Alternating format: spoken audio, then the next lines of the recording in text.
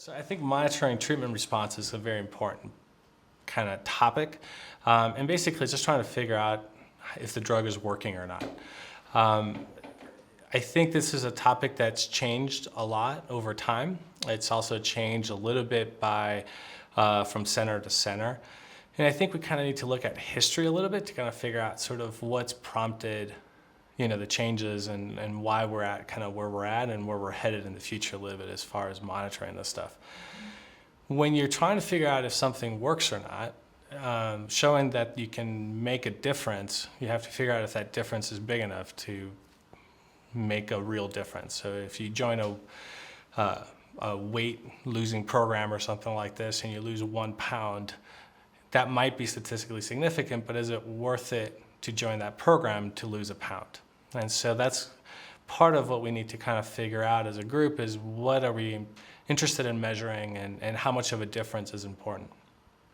And so a lot of sort of these questions have been things that have been developed because of research. And the first thing that I think, and the main thing that we still look at is sort of relapses. So obviously if you're on a drug and you're having relapses, that drug's probably not working. In the past, if you didn't have drugs, you were kind of stuck. And if you only had one drug, then you were still kind of stuck, and that was the best that you were going to be able to do. And so in the era before MRIs, in the early days of trying to develop drugs for MS, that's the situation we were in.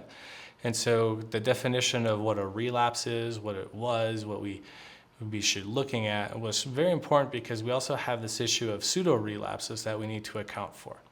And so if there are symptoms that you can develop, they're not fake symptoms in pseudo-relapses, but they are symptoms that maybe aren't necessarily due to inflammation, which is the way that we think that most of these drugs really sort of have a big impact.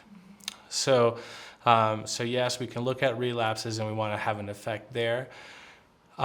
We also want to have an effect of trying to protect against disability progression. And so a lot of times we talk about sort of sustained disability progression or things like this, and we can measure that at 3, 6 month or 12-month time intervals. And then when MRI kind of came around, that added a huge amount of information. If 90% of brain lesions don't give you symptoms, then you're just looking at the tip of the iceberg with relapses. And that's where MRI really plays a big role, and why especially we look at brain MRIs particularly. So these concepts have really been evolving. And just in 2009, really we came up with this idea of freedom of disease activity. And this was with studies looking at Tesabri. And now we kind of call it no evidence of disease activity, or NEDA or NEDA, depending on who's talking about it. But we are trying to get at things as you can measure them.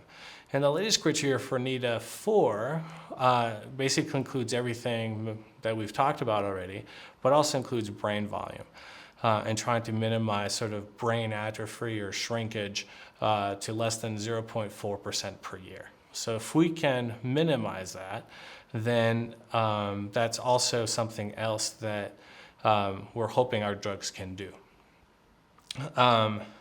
With newer things, we also have things such as neuropsych testing, cognitive testing, measures of quality of life, including fatigue and depression. We can look at biomarkers, looking at tissue destruction biomarkers, such as myelin-basic protein, neurofilament light, neurofilament heavy, CXCL13 as a marker of inflammation.